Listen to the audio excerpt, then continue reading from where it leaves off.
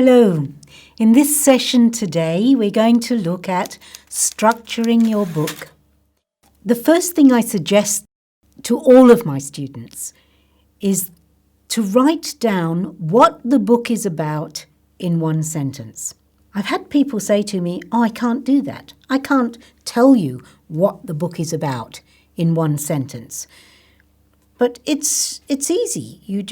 If you get all your ideas together, you think it through, and you write down the one sentence. For example, let's take Lord of the Rings, for example. That's Frodo, a hobbit, takes a ring of power to Mordor and destroys it.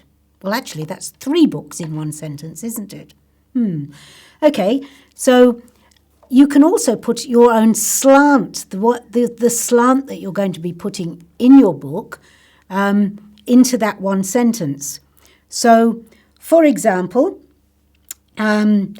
transported to a surreal landscape, a young girl kills the first person she sees, then teams up with 3 strangers to kill again.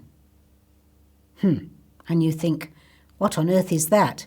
Well, that's actually Wizard of Oz, which was a book before it was a film,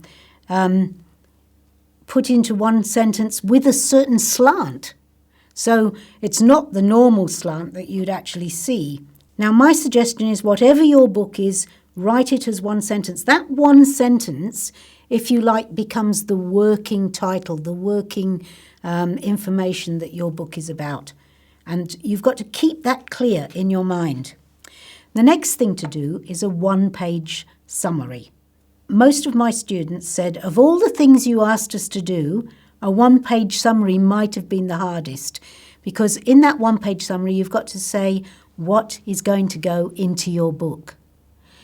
But also, you've got to decide what you're going to leave out, because you can't put everything into the book that you've planned to do. If you try and get all your knowledge, all your information in there, it's not going to work. The next step is chapter headings. You pull out maybe, if it's a short book, maybe 7 chapter headings. A medium-sized book, 13, something like that. A long book, maybe 21. It's always good to have an odd number, I don't know why, but everybody says that, of chapters. And you put down those chapter headings. So there you have your chapter headings. And you know what you're going to be talking about. Then you look at those chapter headings and you think, what's a logical order for those headings to go in? What would flow on one to the next to the next? And you move them around until you've got your chapter headings in order. The next thing that you do is for each chapter heading, you write down 10 points. 10 main points that need to go into that chapter.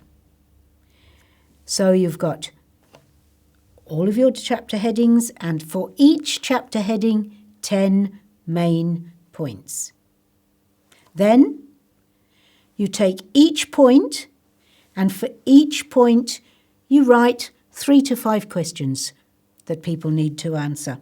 Let's say your book is on nutrition, and there's one chapter which is on infant nutrition. And the particular point is when to start solid foods.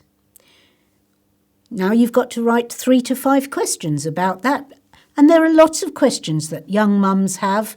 What's the best food to start with? You read all sorts of fad things to start with. Are they good for the baby? Are they not? You only need 3 to 5 questions to answer, and you've covered your point. And then you go on to the next point and the next point. And you will find that very soon, with your chapter headings, your points, and your questions, and it's all nicely structured, that the writing will take care of itself. And that's what we're going to look at in the next session, the writing of your book.